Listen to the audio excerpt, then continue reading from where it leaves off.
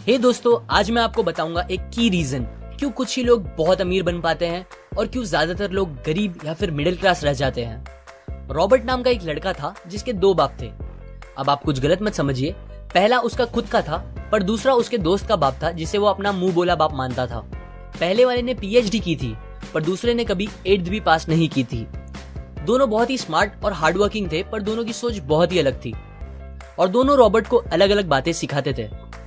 पहला बाप बोलता था कि पैसा सारे फसाद की जड़ है, पर दूसरा बोलता था कि पैसा ना होना सारे फसाद की जड़ है। पहला रॉबर्ट को हमेशा महंगी चीजों के बारे में सोचने से मना करता था और कहता था कि वो हमारी हैसियत के बाहर है। दूसरा उसे कहता था कि वो सोचे और अलग अलग रास्ते ढूंढे जिससे वो सारी महंगी चीजें खरीद सके। ये करने से उसका दिमाग तेज होगा और नए आइडियाज भी मिलेंगे। पहला उसे कहता खूब मेहनत कर, अच्छे से पढ़ लिख ताकि तुझे बड़ी कंपनी में नौकरी लगे और तू बड़ा इंसान बन पाए। दूसरा कहता था तू खूब पढ़ मेहनत कर पर खुद की कंपनी खोल ताकि तू खूब सारी नौकरियां लोगों को दे पाए। रॉबर्ट के पास एक एडवांटेज था, उसने अपने दोनों बापों को अपनी अलग अलग सोच के साथ बढ़ते और उनकी तरक्की देखी। उसने अपना दिमाग लगाया और अपने दूसरे बाप की बातें मानी और फॉलो की, जो कि बाद में मायामी फ्लोरिडा का सबसे अमीर इंसान बना और उसकी सिखाई बातों से उसने खुद करोड़ों कमाए, जबकि उसका पहला बाप जिंदगी भर गरीब रह गया। सबसे इंपॉर्टेंट बातों में से एक बात जो रॉबर्ट ने अपने अमीर बाप से सीखी वो थी फाइनेंशियल लिटरेसी, जिसका मतलब है एसेट्स और लायबिलिटीज के बीच का डिफरेंस जानना। अब आप गौर से सुनिए, ये नॉर्मल कॉमर्स में सिखाए गए मीनिंग से थोड़ा अलग है। रॉबर्ट ने काफी इजी शब्दों में उसका मीनिंग बताया है, जो कि कुछ ऐसा है। एसेट्स कोई भी वो चीज होती है जो आपको पैसे बना के दे या फिर आपके जेब में पैसे डाले, और लायबिलिटीज वो चीजें होती है जो आपके जेब से पैसे ले ले या आपके पैसे खत्म करे। अमीर लोग इसीलिए अमीर होते हैं बिकॉज वो अपने एसेट्स बनाते हैं, जबकि मिडिल क्लास लोग बस लायबिलिटीज पे खर्च करते हैं। मिसाल के तौर पर रमेश और सुरेश नाम के दो दोस्त थे। दोनों सेम पोजीशन और सेम सैलरी पे काम करते थे। जब भी उन्हें सैलरी मिलती, रमेश अपनी सैलरी से नए कपड़े, नए गैजेट्स, नया फोन, बाइक या कार ऐसी चीजें खरीदता था जो उसे अमीर जैसा फील कराती थी। पर वो ये नहीं समझता था कि ये सारी चीजें लायबिलिटीज है जो उसके पैसे उससे ले रही है, ना कि बस जब वो उन्हें खरीदता है तब, बल्कि आगे भी मेंटेनेंस वगैरह के लिए, जिसकी वैल्यू वक्त के साथ कम हो जाएगी और ना ही वो उससे आगे कुछ पैसों का प्रॉफिट देगी। बट सुरेश ऐसा नहीं था। वो ये सारी चीजें नहीं खरीदता था जब तक कि उसके लिए बहुत जरूरी ना हो वो चीज खरीदना।